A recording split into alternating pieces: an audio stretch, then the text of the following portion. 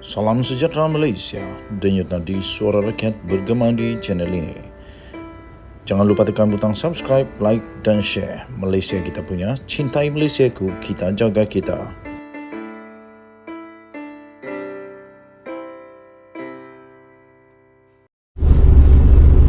Salam sejahtera Malaysia, denyut nadi suara rakyat bergema di channel ini. Skandal 1MDB, Skandal 1MDB dan SRC, ahli perniagaan dalang akhirnya ditangkap. Mungkin ini satu berita yang gembira untuk Najib Razak, Rosmah Mansor dan of course keluarga Najib lah. Tetapi mungkin ini juga satu berita yang nightmare untuk Najib Razak, kerana terpulang kepada apa yang nanti akan diceritakan, apa keterangan yang akan dibuat oleh ahli perniagaan yang ditahan ini, yang telah ditangkap ini. Kalau mereka memberikan keterangan yang berpihak kepada nampak seperti Najib tidak bersalah, maka itu akan membawa berita yang cukup gembira, yang pasti dinantikan, membuatkan berjuta-juta penyokong Najib Razak akan gembira habis-habisan. Tetapi kalau kenyataan daripada ahli perniagaan yang ditangkap itu tidak menyebelahi Najib Razak, maka Najib lebih dalam bahaya. Najib lebih dalam bahaya. Okey, seorang ahli perniagaan yang menjadi buruan Suruhanjaya Pencegahan Rasuah Malaysia SPRM, kerana beliau disyaki terlibat dalam penyelewengan untuk One Malaysia Development Berhad, 1MDB, dan SRC International Sdn Berhad, SRC International, telah pun ditahan sebaik sahaja beliau tiba di ibu negara pada Rabu yang lalu. Wow, siapakah dia ini? Sampai janda Malaysia terus kena tangkap, padan muka juga. Penahanan lelaki yang juga adalah bekas pegawai 1MDB itu telah dilakukan oleh SPRM di lapangan terbang antarabangsa Kuala Lumpur Terminal 2, KLIA Terminal 2 pada pukul 3.30 pagi. 3.30 pagi hasil daripada kerjasama dengan agensi penguatkuasa dari luar negara. Nah, beliau memang pernah berkuasa di 1MDB rupanya. Dia balik pagi, pukul 3.30 pagi. Tapi rupa-rupanya pihak keselamatan negara Malaysia, SPRM, dan juga penguatkuasa luar negara telah pun merancang supaya beliau dapat ditangkap. Ini amat baik, tahniah. Ini perlu diberi pujian kepada SPRM. Dan kita harap satu hari nanti Jolo pula berjaya ditangkap. Saya sentiasa percaya antara kejayaan signifikan Datuk Seri Anwar Ibrahim, Perdana Menteri Malaysia, ialah sekiranya beliau berjaya membawa balik Jolo daripada buangan. Kalaulah beliau berjaya membawa Jolo dari buangan, ini satu kejayaan dramatik paling hebat dalam sejarah Perdana Menteri Malaysia. Kerana apa?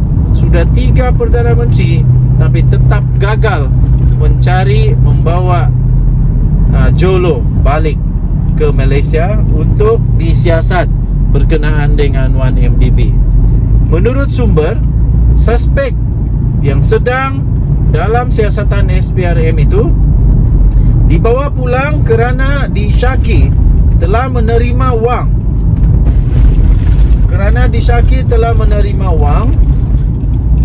Daripada dana 1MDB dan SRC International selepas beliau telah menghilangkan diri sejak tahun 2018 lagi. Wah, lama sudah. 2018 lagi dia hilang, sekarang sudah ditangkap. Dia kemudiannya telah diserahkan notis perintah untuk hadir di Ibu Pejabat SPRM Putrajaya pada pukul 10 pagi kemarin. Pegawai SPRM merakamkan keterangan beliau dan penggeledahan rumah telah pun dilakukan pada hari yang sama, kata sumber itu. Okey, tahniah diucapkan kepada SPRM. Ini satu berita yang amat bagus untuk negara Malaysia. Mungkin Najib sedang senyum, ataupun mungkin Najib sedang lebih takut. Kita tunggu nanti apa yang terjadi dengan saksi terbaru yang mungkin boleh digunakan untuk kes SRC Najib Razak. Kita jumpa lagi. Bye-bye. Salam sejahtera Malaysia. Denyut nadi suara rakyat bergema di channel ini. Berhati-hati memandu di jalan raya. Pastikan tangan anda sentiasa berada di steering dan pemanduan terus ke depan. Jangan peduli orang yang memandu dengan tak berhati-hati. Biarkan je mereka. Yang penting kita memandu berhati-hati. Fokus dengan pemanduan. Hands free. Kalau tak perlu bercakap, perlu hands free. Jangan pegang telefon. Okey. Ura-ura ataupun aura kehangatan pilihan raya negeri semakin menghampiri. Akhirnya satu lagi petanda baru dengan pilihan raya negeri sudah pun diumumkan. Pilihan raya negeri, persiapan keselamatan akan ditentukan minggu depan. Itu kata Hazani. Jadi nampaknya memang pilihan raya negeri memang seperti yang dijangka, paling lewat pun bulan September mungkin. Tapi ramai yang menjangkakan pilihan raya negeri akan diadakan pada bulan Julai. Sebab itu banyak parti yang mulai berusaha bersungguh-sungguh untuk memastikan parti menang. Lepas tu tiba-tiba banyaklah pakatan baru.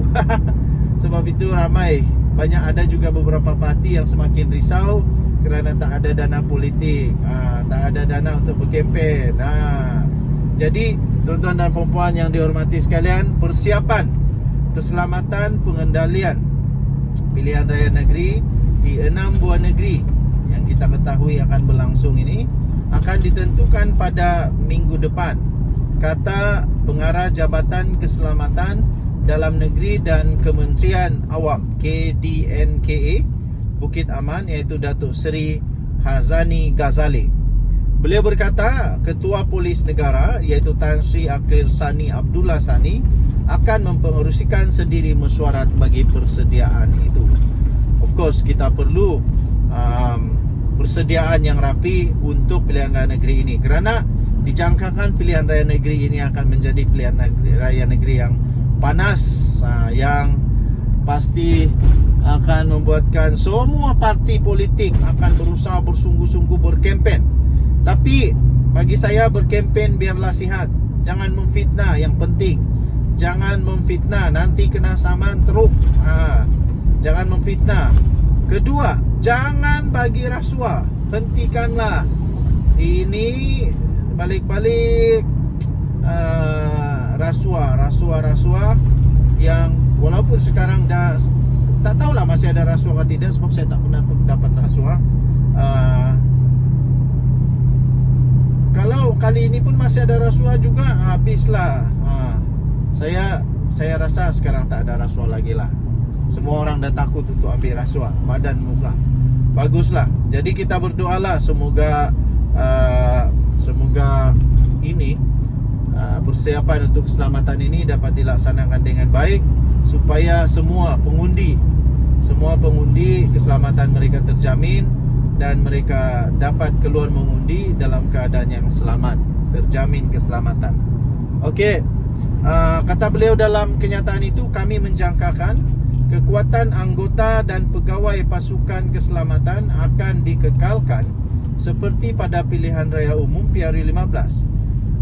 Mungkin akan ada sedikit perubahan kerana ia hanya membabitkan 6 negeri, katanya dalam kenyataan itu. Jadi kita mendoakanlah semoga mereka semua dapat jalankan tugas dengan baik. Jadi pada pendapat anda pula, siapakah yang bakal menang pada pilihan raya negeri akan datang? Denyut nadi suara rakyat bergema di channel ini. Bye bye.